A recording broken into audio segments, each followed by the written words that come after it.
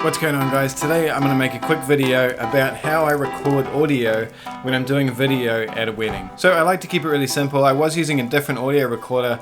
I'll talk a little bit about why I switched, and let's just talk about the basics. It's important to remember also that I'm not an audio expert.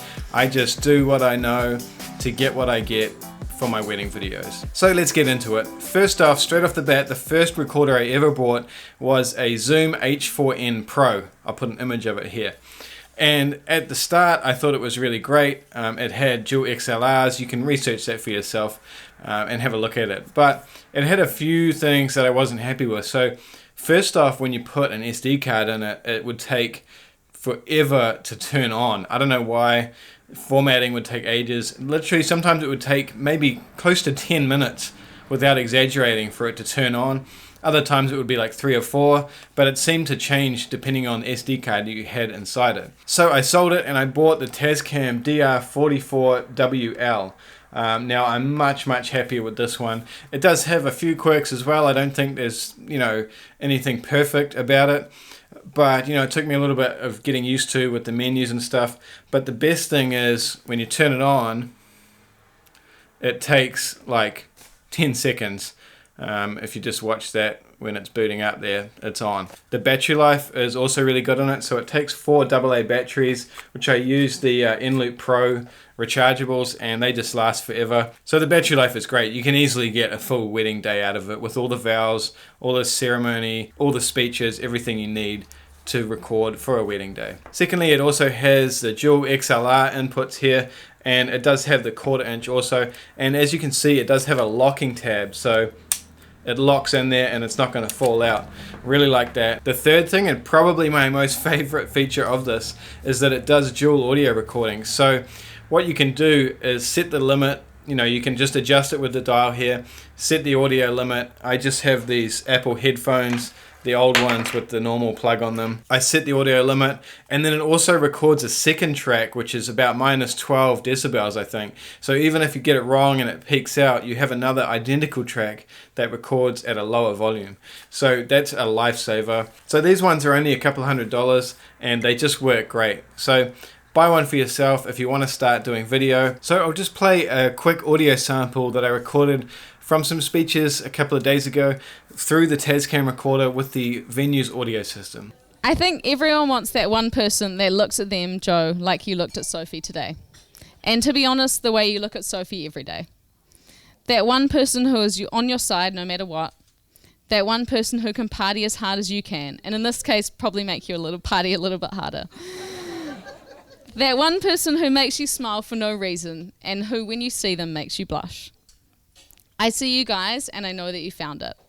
That kind of love that all of us are looking for. Congratulations to both of you. Joe, welcome to the quad pod, as we now call it. And if everyone could stand and raise their glasses. So all I've done to that post-processing is just put a quick limiter on it and also just do a little bit of an EQ curve. But there's lots of tutorial videos on YouTube. I will probably do one day. But it's important to process your audio afterwards as well. Now the second tool I use to record audio is this Rodelink set. So this is a wireless lapel kit. It comes with 2 of these. This is the one that goes on top of the camera and plugs in with the 3.5mm headphone jack. And the other one just goes on the person with a lapel mic. Now, what I do when I'm using this usually is I'll set up a third camera just on a tripod and record the audio straight into that. And I also have a steady shot of the whole ceremony in case I need backup footage or something like that. So great option for this going straight into a camera recording over the video. The mic on these are also good enough if you put it on the groom, it will pick up the groom and the bride's vows. So they just have to be sort of standing at a normal distance from each other and it will pick them up fine. One thing with the Tascam recorder, because this one doesn't have the 3.5mm headphone jack like the Rode one did, you do need a little adapter. So I just have this little 3.5mm adapter here that goes into 1/4 inch. So I can actually plug this into the Tascam and record straight to that and get a little bit better quality. You just need to carry the adapters, and I'm not a big fan of adapters. I've had problems with them in the past.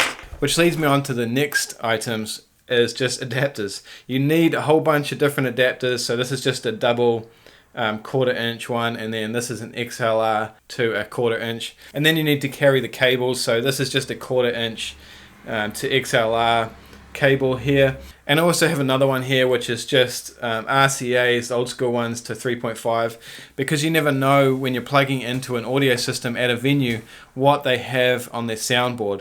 So that's the best use for this unit here, the Tascam, is just being able to plug directly into the audio system that the venue has when they're using their wireless mics.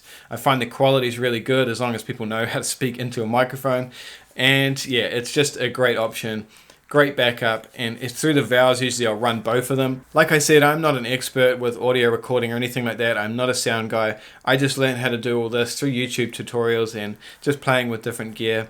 And it's really quite simple when you get down to it. You just really have to get to know something like the Tascam, because it can be a little bit fiddly in the menus and understanding all the audio jargon and stuff like that. I do also have a couple of video mics. So I had the Rode Video Mic Pro, and I also have the Rode Video Micro, which I'm recording on now. And that gives me really good audio as well when you're sort of pointing the camera at someone, but not so much for the vowels or speeches or anything like that, because you really have to be quite close. So thanks for watching, guys. I'll see you in the next video in a couple of days.